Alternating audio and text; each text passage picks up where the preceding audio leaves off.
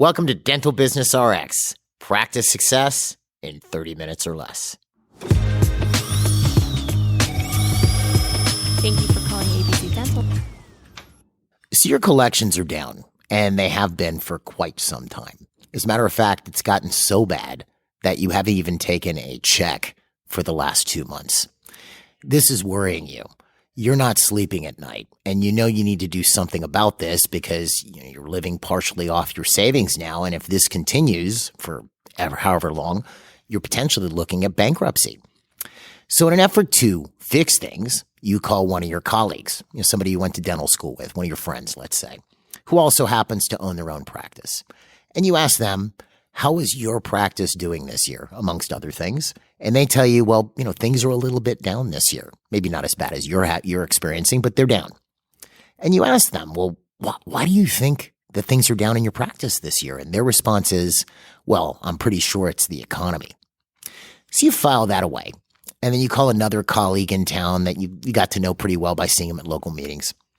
And you ask them, well, how is your practice doing this year? And you get a similar type response. Maybe things aren't down. Maybe things are the same as last year, but with inflation, it's really down. Whatever, something along those lines. They're not doing better this year than last year.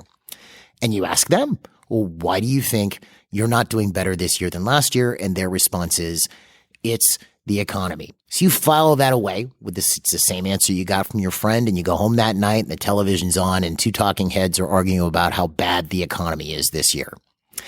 Well, that confirms it for you. You've now had 3 people say the same thing. The reason you have an answer. The reason your statistics are down, your collections are down, is it's the economy.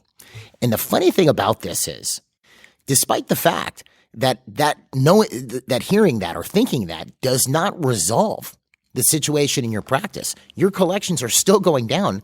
You may even feel a little better. Well, it's the economy, right? You now know. You now have your quote unquote reason for your low collections. So you feel better even though you're on a ski slope towards bankruptcy.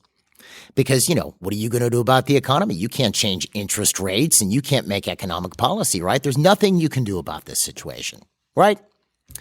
Well, I would tell you wrong. We have a word to describe this scenario I just gave you. We call it, as an executive, being reasonable. And trust me, as an executive, this is not how you want to be. It's potentially catastrophic, and it's what I want to talk about in this week's episode. My name is Jeff Bloomberg, and I'm your host, and I think the best place to start would be to explain what we here at MGE mean when we say being reasonable. Because in the normal sense, when you hear the word reasonable, it means being rational. If you have someone taking rash action, let's say, that's about to be potentially bad, you say, hey, stop, relax, be reasonable, right? In other words, be rational. And that's in the English sense, that's what that means. Well, if you're familiar with MGE, you know that we use the Hubbard Management System developed by L. Ron Hubbard. The Hubbard Management System is expansive, has literally millions of words in it, covers just about any subject with relation to management, from strategic planning to HR, financial planning, sales, marketing, and so on. And it makes up a large portion of our curriculum. Well, from the Hubbard Management System, Mr. Hubbard has a specific definition, and he kind of gave this a special definition in his system, this word reasonable. And I want to share it with you because we use it quite a bit when we're training. And here's what he says. Definition of reasonable, he actually has 2. First one is faulty explanations. Faulty explanations. Like let's say, you're the office manager and you go ask your front desk why the last 3 patients have canceled. And they say, well, it's raining outside. And you look outside. It is raining. It's sort of drizzling. And you go, oh, okay, I guess it's raining. That's why people aren't here. Well, you're being reasonable about that. You've bought a faulty explanation. The reason people aren't there isn't because it's raining. Now, if it was a deluge outside and people couldn't drive, that's a different story, right? But you just bought this excuse, essentially. Then he gives definition 2 here. He says, when an executive starts to explain the quote-unquote reasons for low statistics instead of working to get high statistics, they are being reasonable. Okay? So let's put this on that example I started the episode off with. So you have this business owner, this practice owner. Statistics are down. Things are not going well. And then instead of finding out why are collections down? Because usually if you find the right reason, it will revert. Collections will go up. Instead, he starts to explain why collections are going down, right? Well, it's the economy. Gives him a nice little reason. That person is being reasonable. In essence, he's explaining away a bad condition. Quick explanation doesn't change the condition. That's the key part of this. Doesn't change the condition, but it's a nice little excuse or explanation that explains it but doesn't fix anything. Let me ask you this, because I'll ask seminar attendees this when we go over this word reasonable and the way we're using it in the Hubbard Management System. But let me ask you this. If you're in the dental industry, why would your collections potentially be down in December or January? Now, most of you listening are probably thinking, well, it's the holidays or Christmas, right? Okay. And how about in April? Why would collections be down in April? Why will patients not be paying in April? Well, if you live in the United States, you would say probably, well, they had to pay their taxes. They paid taxes. Okay, good. And why are there holes in the schedule during the summertime? You're probably thinking to yourself, well, people are on vacation. Well, you've got it all figured out, don't you? No, you're being reasonable.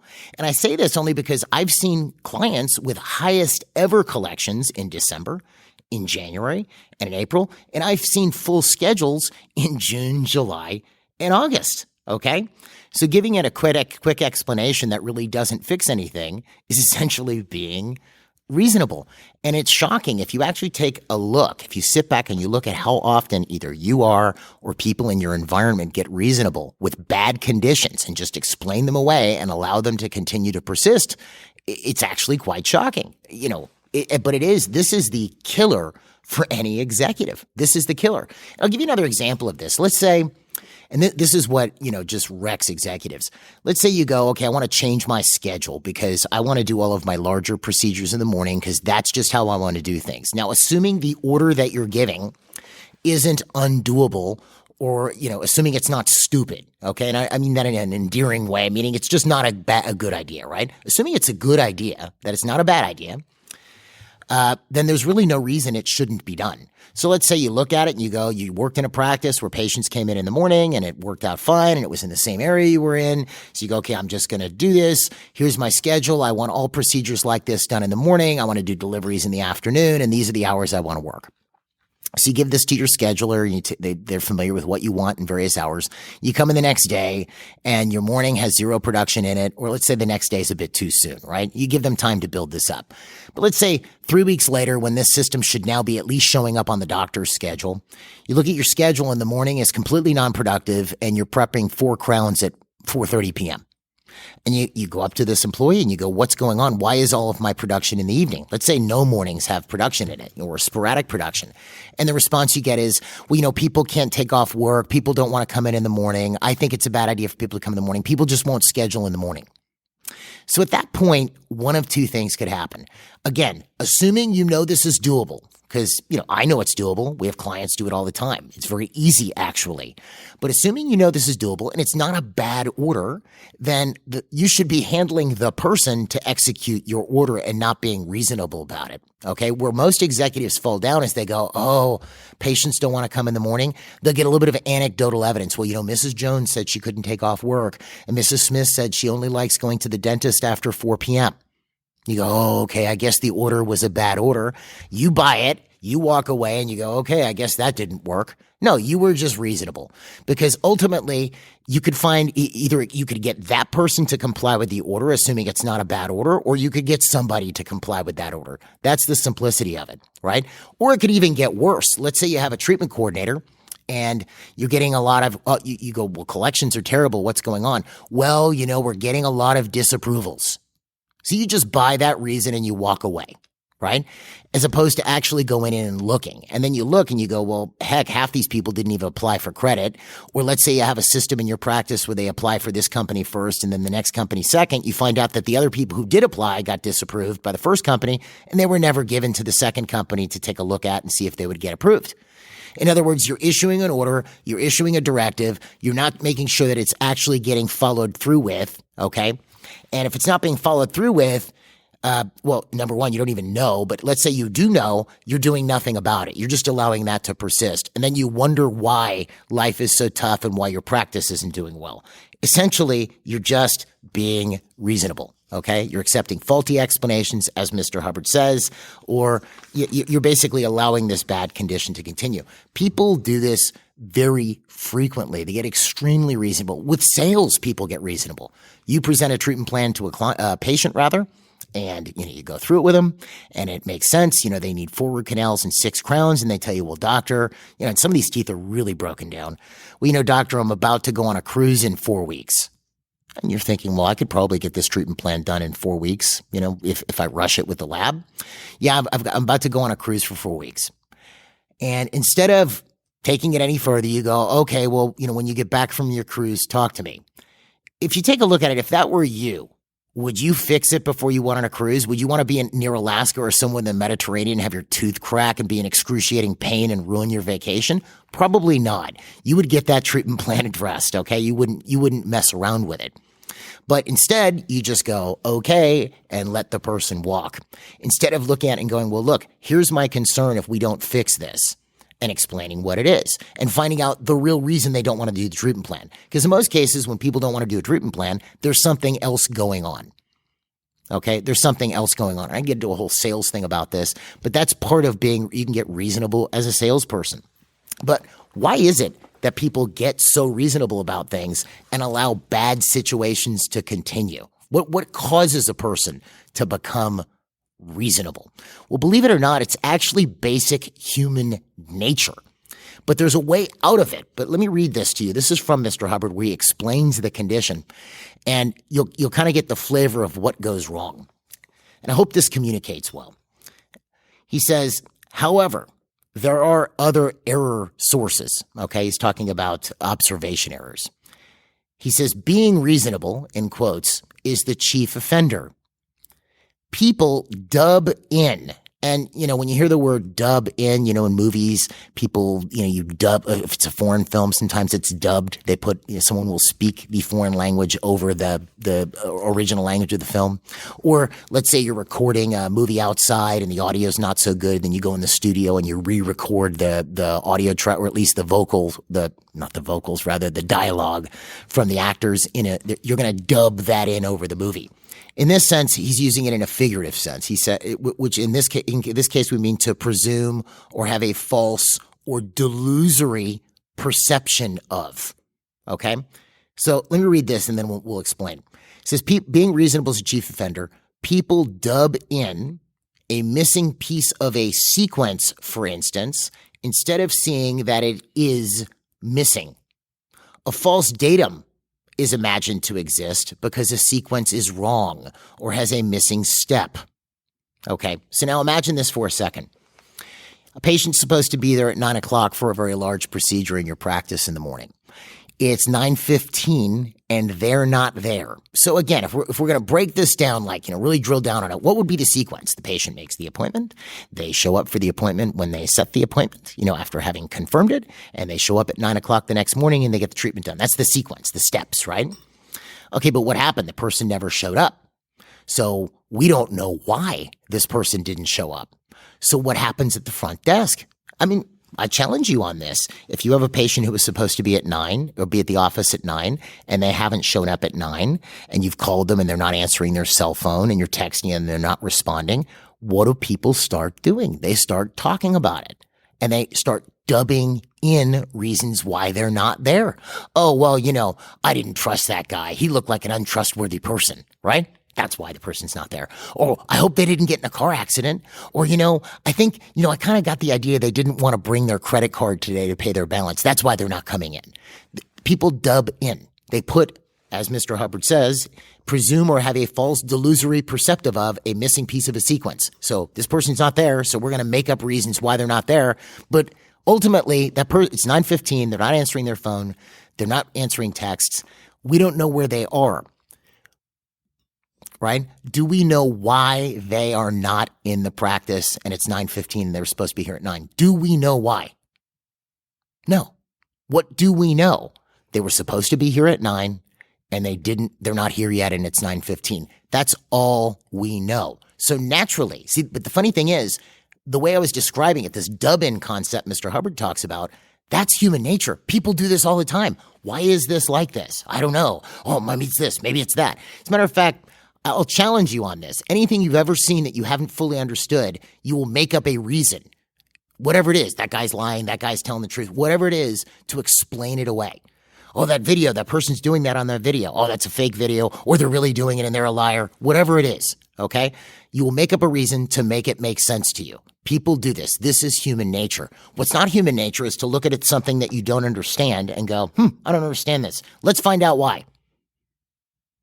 You know, funny story about this, but it'll give you some insight. This was it was in 1999. That's now 25 years ago. Can you believe that?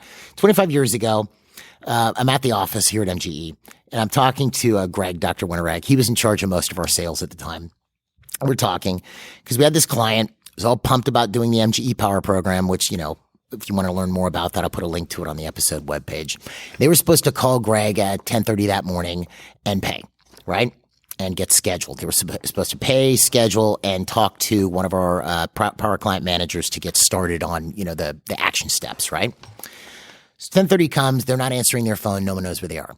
So I walk in Greg's office, and two of my employees are talking about this client. They go, what happened? Maybe they got cold feet. I wonder if they're okay. Like, they're coming up with all kinds of reasons why this person hasn't called us yet, right?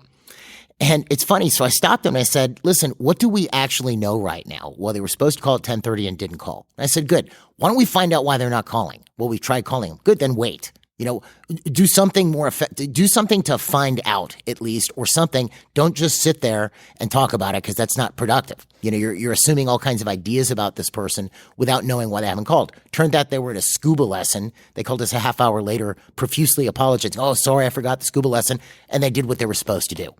Right? But it's surprising how people do this. Now, why do people dub in? This is what he says. It is horrifying to behold how easily people buy dub in, dubbed in ideas. This is because an illogical sequence is uncomfortable. To relieve the discomfort, they distort their own observation by ignoring the illogical data and concluding something else. There's a lot in those last two sentences. So this is because an illogical sequence is uncomfortable. And the second sentence, to relieve the discomfort, they distort their own observation by ignoring the illogical data and concluding something else. So we take this fellow whose collections are crashing, right? Number one, that's illogical for a place to be crashing and burning. It should not be crashing and burning. The doctor has no idea why things aren't going well, right? But it isn't logical. It's uncomfortable. So to relieve that discomfort, he grabs, it's the economy. He actually distorts his observation. He doesn't look at the fact that, he's had attention on the person at his front desk for a while. They've pissed off 3 patients, right? And they haven't closed the last 3 people that he sent to him to collect money. All right? So they just ignore that and instead decide it's the economy. That's what they conclude. But this is human nature, folks. At least from my own observation, people do this routinely. You can't close that patient. They have a low dental IQ. They want to go on a cruise. They don't care about their teeth. As opposed to digging into, why is this person not taking action? Maybe they don't understand the treatment plan. Maybe they're afraid of drills and needles. Maybe they just don't get it. You dig? As opposed to going, they just, they're a bad patient. That's why it's funny. I'll have people say, I need more quality new patients. And then you ask them, well, what's quality in your mind? I mean, I can understand if I'm marketing, there's different types of marketing publics when you're marketing. I'm not going to market tooth replacement, implants to 25-year-olds unless they're hockey players. You see, I'm going to market that probably to 45 and over because those people will most likely be missing teeth. Okay, fine. And if I'm marketing high ticket items, like maybe all on 4 cases or FMRs, I'm probably going to want people in a certain income bracket. Right? So there are publics, but what is a quality patient? Well, in a lot of cases, 90% of the quality a patient takes on, you put into them. I want people who only care about their teeth. Not everybody, it's not that they don't have the capacity to care. They've just never been educated to care. They just don't understand what's the big deal. Think of patients you've talked to that you've actually spent some time with, that you've turned into a quality patient. Maybe it was somebody who said, yeah, these 2 teeth hurt, just pull them. Or I want all my teeth pulled and I want a denture. And you actually talked them out of it to tell them, look, we can save these teeth and this is why you want to keep your teeth. Think about it. It's like having an artificial limb. Would you want an artificial limb? No. Well, that's what having a denture is like. You don't need a denture right now. We can save these teeth. Oh my gosh, I never thought of it that way. You know what, doctor? That's right. And then you teach them about home care and they start taking great care of their teeth and now they've turned into a great patient. At first blush, if you were to look at that patient when they walked in the door, you would not say they're a quality patient, but now they are. You contributed to that quality. I think that there's quality points in that the person should be, depending on what you're marketing, certain income levels or certain age brackets or potential for certain types of treatment. Fine, that's a marketing thing. But in a lot of cases, you make them quality, right? But if you're just expecting somebody to come in with their credit card and their teeth and just pay for everything, that usually doesn't work that way. That when you see that, it's almost like a unicorn. It's something you don't see in a long time. You have to create that quality to a large degree. But people do this. They get reasonable with stuff. They dub in as opposed to actually finding out why and digging into things. And this, as an executive, is a big Achilles heel. You have somebody, they're stuck in managed care, and it's just not going well. They've got a lot of PPOs and they're writing off all kinds of stuff. And they just go, well, the whole industry has gone PPO and, there's a lot of DSO infiltration into the industry right now. And did you know that 30% of so-and-so work for DSOs? As opposed to looking at it and going, well, why am I in DSOs or why am I in PPOs? Too many acronyms. Like, why are you in PPOs? Let's look at it for a second. Maybe when you got out of school, you were told join everything. But now, why are you accepting $800 for a crown that should cost $1,400? Because you don't want to lose patients. Well, what if you knew how to actually get patients to pay $1,400? Patients who actually put quality of care over, what something costs. What if you knew how to do that? Or at least create that perception of value in a person's mind where they would do that. Wouldn't that make sense to do? Yeah, but that would require actually confronting the reason why you can't do that right now, which most people don't want to do. People don't want to put in the effort for it, right? And that's the same thing. And in some cases, it's just the person's too backed off to do anything about something. And you have a staff member, they start acting out of sorts, there are problems, so you go, maybe they're having a hard time at home, as opposed to sitting down with them and going like, what's your deal? Why are you acting all, out of sorts all of a sudden? What's going on? And finding out. And sorting it out. Well, I understand. Okay, good. But listen, here at the practice, you have to act a certain way. But that requires at least a modicum of the ability to confront that person and a willingness to do so. But if you're unwilling to do that and you just want to be reasonable about it because you don't want to deal with that or put out the effort, then, you're going to be in a situation where you're constantly complaining and things aren't going the way that you want. You see? And there's absolutely no reason to have a situation which is down statistic, not going well, etc. There's a great quote from Mr. Hubbard on this, specifically on statistics. I'll read it to you. And it has to do with rationalizing statistics. He says, one can always make statistics go up. Hard work, foresight, initiative. One can always make statistics go up. That's the truth of it. And it needs no explanations. You can always make a stat go up. Now, you may have listened to that and you go, oh yeah, well, it's all about statistics. It's all just about numbers. And what's funny about that, I love managing by statistics because then you're basically singling out people who are productive and giving them promotions and things like that. You're taking your most productive people and they're rising to the top, which is really, it's how things should be, right? But some people look at statistics and they go, you're just turning me into a number or this or that or whatever. And, those are probably the type of people I wouldn't want to work with. Or someone will look at statistics. I've seen this with newer clients sometimes. They'll see a client stand up in our seminar because we always start our seminars off with wins. Any wins you had in the last month, 2 months, etc. And clients will get up and say, yeah, as an MGE client, I've gone from collecting $30,000 a month to $400,000 a month. And I've only got 4 chairs or something like this. And inevitably, someone will look at this and they'll think a couple things. One, did they pay the person to say that? Which, no, we didn't. And 2, oh, they must be doing unethical things to be making that much money. Because the concept that someone could actually be productive like that and make things work, it doesn't compute for the person who's listening to it. Well, that's because the person's reasonable. They can't think with how that would happen. And this is something, to a degree, that changes over time. As a person, if you've ever noticed this before, I've seen it with our clients where, they'll come in doing 50 and they go, gosh, if I could do 100 a month, it would just be great for me. So then they're doing 100 in 4 months. And then they go, well, gosh, maybe I could do 150. It changes your perception as you start to have wins, right? But there's no reason you can't make stats go up. You can't make things go better. There's no reason you can't have expansion and success like that if you're managing correctly. You can do it right. You can fill hygiene. You can increase new patient conversion. You can increase your close rate, deliver excellent treatment, drop plans. There's a way to actually do this right. So kind of an interesting topic to pick for this week. But here's what I wanted to tell you basically is if you want to be happy, if you want to succeed, stop being reasonable. Decide what you want and assuming it's a good thing that is doable. In other words, how do I know if something's doable? Could I do it? I will never ask somebody to do something that I myself would not do. If I said, if let's say I tell somebody, call that guy, and I wouldn't call that guy, then I would never ask somebody to call that guy.